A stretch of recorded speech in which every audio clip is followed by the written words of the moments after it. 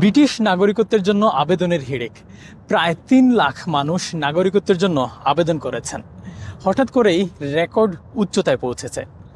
রাজনৈতিক অনিশ্চয়তা ও ভবিষ্যৎ অভিবাসন নীতি কঠোর হওয়ার আশঙ্কায় হাজারো অভিবাসী আগেভাগেই নাগরিকত্ব নিশ্চিত করার চেষ্টা করছেন।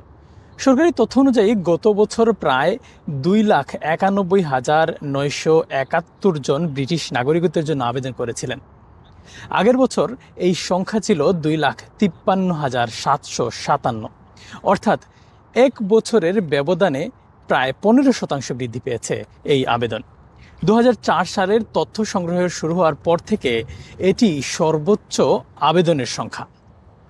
নিয়ম অনুযায়ী কেউ যুক্তরাজ্যে ৫ বছর বসবাস করলে অথবা তার বাবা মা ব্রিটিশ নাগরিক হলে নাগরিকত্বের জন্য আবেদন করতে পারেন।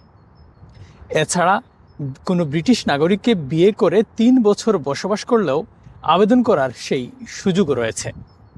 অক্সফোর্ড বিশ্ববিদ্যালয়ের মাইগ্রেশন অবজারভেটরির পরিচালক বলেন, সাম্প্রতিক সময়ে অভিবাসন নীতি নিয়ে রাজনৈতিক বিতর্ক আবেদন বাড়াতে ভূমিকা রাখতে পারে। বিশেষ করে লেবার পার্টি, কনজারভেটিভ পার্টি এবং রিফর্ম ইউকে, এই ৩ বড় দলই ভবিষ্যতে অভিবাসন নীতি কঠোর করার কথা বলছে।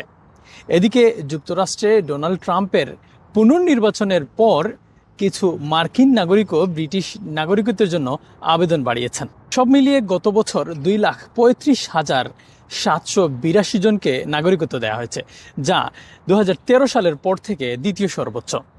এতে করে বেশ চাপে পড়েছে লেবার সরকার। ফলে প্রতিনিয়তই কঠোর নিয়ম আরোপ করছে অভিবাসন নীতিতে। Shariful Islam Chowdhury, N24 news, London.